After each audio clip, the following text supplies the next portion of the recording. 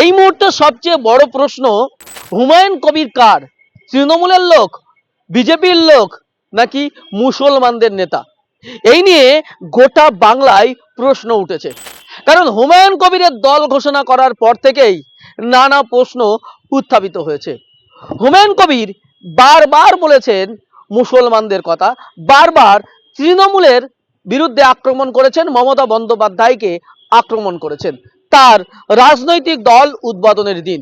আর তারপরেই তিনি সেই মঞ্চে থেকে প্রার্থী ঘোষণা করেছেন বেশ কয়েকজনের, কিন্তু সেই প্রার্থীদের নিয়েও চলেছে চুলচেরা বিশ্লেষণ। সেই প্রার্থীদের ভিডিও, ছবি সোশ্যাল মিডিয়ায় রীতিমতো ভাইরাল। আর তা নিয়ে প্রশ্ন উঠেছে এটাও, হুমায়ুন কবির কেন দুটি আসনে তিনি লড়াই করতে চলেছেন? কেন তিনি একটা আসনে লড়াই না করে রেজিনগর এবং বেলডাঙ্গা দুটি আসনে লড়াই করবেন? কেনই বা তিনি যেখানকার বিধায়ক ভরতপুর, সেই ভরতপুরে তিনি কেন দাঁড়াবেন না? এই নিয়ে নানা প্রশ্ন সোশ্যাল মিডিয়ায় উঠেছে। কেউ বলছেন বিজেপির টাকায় বা বিজেপির অঙ্গুলি হেলনে এইসব করছেন, আবার কেউ বলছেন তৃণমূলের অঙ্গুলি হেলনে হুমায়ুন কবির এই করছেন। আসলে হুমায়ুন কবির কার লোক? সত্যিই কি বিজেপির কথাই চলছে? সত্যিই কি মমতা বন্দ্যোপাধ্যায়ের অঙ্গুলি হেলনে চলছে, নাকি সত্যি সত্যি মুসলিম সমাজের মসিয়া সাজছে? কি বাস্তবতা? অনেকেই বলছেন এরকম দরকার ছিল, তৃণমূলকে উচিত শিক্ষা দেওয়া দরকার, কারণ সংখ্যালঘুদের তৃণমূল বঞ্চনা করেছে। হ্যাঁ, এটা যেমন সত্য কথা, হুমায়ুন কবিরের কাজকর্ম নিয়েও প্রশ্নর ঊর্ধ্বে নয়। সেই নিয়ে আমরা আজকের এপিসোডে আপনাদের বেশ কিছু প্রশ্ন, বেশ কিছু বিষয় আপনাদেরকে জানাবো। আমি কিছুদিন আগে, কম করে 6 মাস আগে আপনাদেরকে জানিয়েছিলাম যে হুমায়ুন কবিরের সঙ্গে আসামের মুখ্যমন্ত্রী হেমন্ত বিশ্ব শর্মার এক গোপন বৈঠক হয়েছে, এবং সেখানে আমি এটাও জানিয়েছিলাম যে পশ্চিমবঙ্গের একজন সংখ্যালঘু নেতা তিনিও সেই বৈঠকে ছিলেন।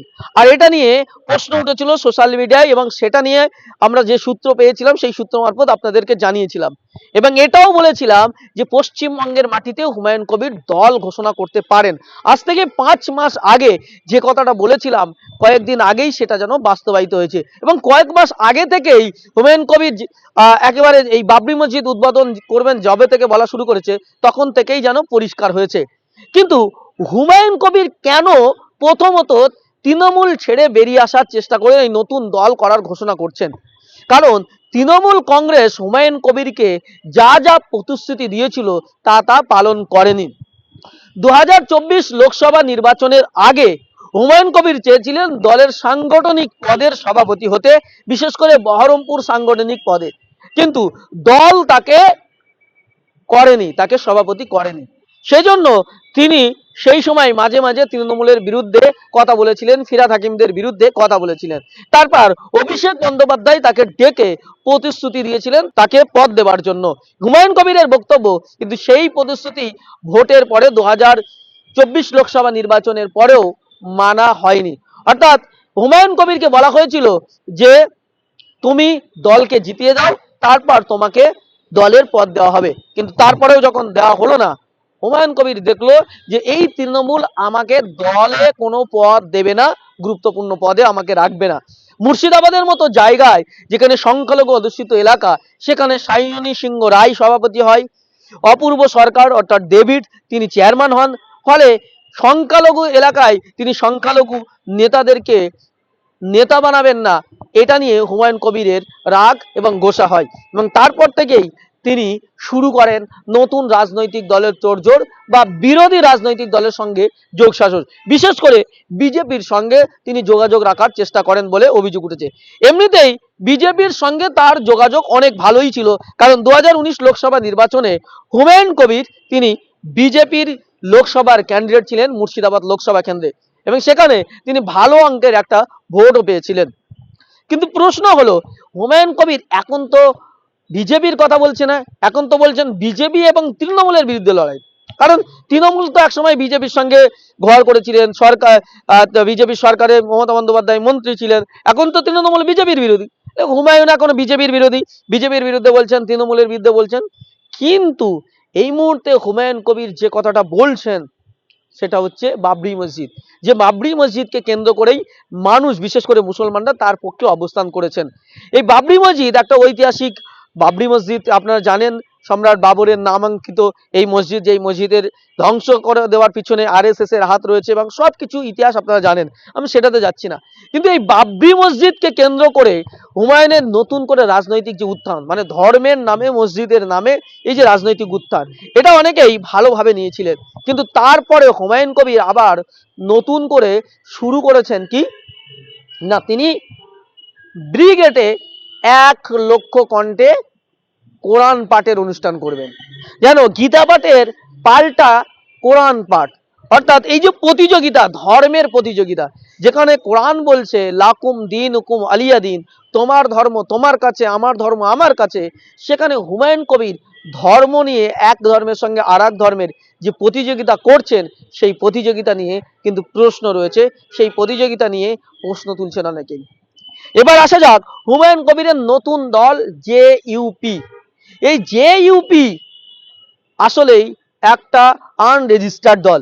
এই জেইউপি নামে হুমায়ুন কবিরের দল এখনো পর্যন্ত রেজিস্টার্ড হয়নি, বরং এই জেইউপি নামে অন্য একটি দল কিন্তু রেজিস্টার্ড হয়েছে। হয়তো হুমায়ুন কবিরের দলের ফুল নামের সাথে এই দলের ফুল নামের পার্থক্য রয়েছে আমার যতটুকু জানা, সেটা হচ্ছে জাতীয় ইউনাইটেড পার্টি বলে একটা নতুন পার্টি আছে, অর্থাৎ জেইউপি। সেই পার্টি অলরেডি রেজিস্টার্ড, কিন্তু হুমায়ুন কবিরের যে পার্টি, সেই পার্টি জনতা উন্নয়ন পার্টি রেজিস্টার্ড পার্টি নন। এই পার্টি এখনো রেজিস্ট্রি হয়নি, ফলে হুমায়ুন কবিরের দল নিয়ে সংশয় রয়েছে। তবে যেটাতে আমরা শুরু করেছিলাম যে হুমায়ুন কবির আসলে বিজেপির লোক নাকি তৃণমূলের লোক, প্রথমত যেটা বিজেপি যে ধর্মকেন্দ্রিক রাজনীতি, তার পাল্টা রাজনীতি করছেন হুমায়ুন কবির।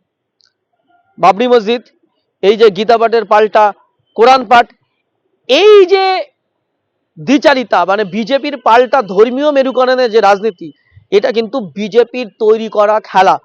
আর রিপাবলিক বাংলা থেকে শুরু করে আরো যারা বিজেপিকে প্রমোট করে, সেই সমস্ত টিভি চ্যানেলগুলো কিন্তু হুমায়ুন কবিরকে এই মুহূর্তে বেশি বেশি করে প্রমোট করছে এবং পজিটিভ ভাবে প্রমোট করছে। যেখানে নেগেটিভ কোনো কন্টেন্ট, নেগেটিভ কোনো প্রশ্নর জায়গা নেই, সেখানে পজিটিভ নেগেটিভ প্রশ্ন করা হলেও যেন মৃদু স্বরে একটা ভালোবেসে প্রশ্ন করে তাকে বুঝিয়ে দেওয়া হচ্ছে তুমি পজিটিভ উত্তর দাও, সেটিং। এই জিনিসটা কিন্তু পরিষ্কার বোঝা যাচ্ছে। দ্বিতীয় হলো যে একদিকে যেমন বিজেপির কিছু ইন্ধন পাওয়া যাচ্ছে, দ্বিতীয় এটাও হতে পারে যে তৃণমূল কংগ্রেসের সঙ্গে তার যোগসাজশ রয়েছে। কারণ এই মুহূর্তে বাংলার রাজনীতিতে আইএসএফ এর নওশাদ সিদ্দিকী বা আইএসএফ পার্টি একটা ভালো জায়গায় বিরাজ করছে, বিশেষ করে সংখ্যালঘু সমাজের কাছে এক গুরুত্বপূর্ণ ভূমিকা পালন করছেন। নওশাদ সিদ্দিকী সরাসরি মুসলিমদের রাজনীতি করে না, তিনি দলিত, আদিবাসী, মুসলিম প্রত্যেকটা মুহূর্তে এই কথা বলে। হুমায়ুন কবির যেমন মসজিদের রাজনীতি করে, নওশাদ সিদ্দিকী কখনো মসজিদের কথা বলে না, মসজিদের আলাদা করে তৈরি করার কথা বলে না। উনি মসজিদ মাদ্রাসার অধিকারের কথা বলেন, তিনি মাদ্রাসা শিক্ষা ব্যবস্থার কথা বলেন, কিন্তু আলাদা করে মসজিদ, ধর্মস্থান, লোককণ্ঠে কোরআন পাঠ এই ধরনের কথা কিন্তু নওশাদ বলে না। ফলে নওশাদ সিদ্দিকী একদিকে যেমন সংখ্যালঘুদের কাছে বিরাজমান, আকর্ষণীয় হয়ে উঠছেন, পাশাপাশি অমুসলিমদের কাছেও কিন্তু, অসংখ্যালঘুদের কাছে, সংখ্যাগুরু সম্প্রদায়ের কাছেও কিন্তু নওশাদের গ্রহণযোগ্যতা, নওশাদ সিদ্দিকীর ভালোবাসা, নওশাদ সিদ্দিকীর ব্যক্তিত্ব মানুষের কাছে প্রভাবিত করছে। এবং সেই নওশাদ সিদ্দিকী যদি মুর্শিদাবাদের মতো একটা মুসলিম অধ্যুষিত এলাকায় দাঁড়িয়ে সেখানে দুটো একটা আসন বার করে নিতে পারে, তাহলে আগামী দিনে নওশাদ সিদ্দিকীর দলকে আটকানো যাবে না। 26-এ যদি দুটো চারটে বিধানসভায় মুর্শিদাবাদে ক্যান্ডিডেট বার করে নেয় নওশাদ সিদ্দিকী, তাহলে কিন্তু আগামী দিনে মুর্শিদাবাদ জেলা পুরোটাই নওশাদ সিদ্দিকীর দখলে যেতে পারে। ফলে নওশাদ সিদ্দিকীকে আটকানোর চেষ্টা রয়েছে তৃণমূলে। সেজন্যই হয়তো অনেকে বলছেন যে হুমায়ুনকে দিয়ে মুর্শিদাবাদের নতুন রাজনীতি করে মুর্শিদাবাদে মুসলিমদের লিডার হিসাবে হুমায়ুন কবিরকে প্রমোট করা হোক, হুমায়ুন কবিরকে দায়িত্ব দেওয়া হোক। একদিকে বিজেপিকে দেখানো, হিন্দুদেরকে দেখানো যে হুমায়ুন মসজিদ করছে বলে আমরা তাকে সাসপেন্ড করলাম, অন্যদিকে সংখ্যালঘু ভোট যাতে নওশাদ সিদ্দিকীর দিকে না যায়, হুমায়ুনের এই ধর্মীয় মেরুকরণে, ধর্মীয় আবেগে মুর্শিদাবাদের মানুষরা যাতে হুমায়ুনের পক্ষে অবস্থান করে এবং হুমায়ুনকে ভোটের পরে আমাদের দলে ফিরিয়ে নিয়ে আসবে, তৃণমূলের দলে ফিরিয়ে নিয়ে আসবে, সেজন্যই এইটা কৌশল হতে পারে বলে অনেকেই মনে করছেন, অনেক রাজনৈতিক বিশ্লেষকরা বলছেন। কারণ হুমায়ুন কবিরের যে দল জেইউপি, সেই জেইউপি কোনো রেজিস্টার্ড পার্টি নয়। জনতা উন্নয়ন পার্টি কোনো রেজিস্টার্ড পার্টি নয়, এখনো রেজিস্টার্ড হয়নি। ফলে হুমায়ুন কবিরের এই পার্টি নিয়ে প্রশ্নটা আসাটা স্বাভাবিক। এবং আপনাদেরকে জানিয়ে রাখি, জেইউপি নামে অন্য একটি দল অলরেডি রেজিস্টার্ড হয়েছে। যতটুকু আমার জানা, নাম জাতীয় জাতীয় ইউনাইটেড পার্টি, অর্থাৎ জাতীয় ইউনাইটেড পার্টি হচ্ছে জেইউপি শর্ট ফর্ম, অর্থাৎ অলরেডি সেটা রেজিস্টার্ড পার্টি এবং সেখানে হুমায়ুন কবিরের পার্টি রেজিস্টার্ড হয়নি। ফলে এই নামে রেজিস্টার্ড হবে কিনা, জেইউপি ইউজ করতে পারবে কিনা, সেটা নিয়েও প্রশ্ন রয়েছে।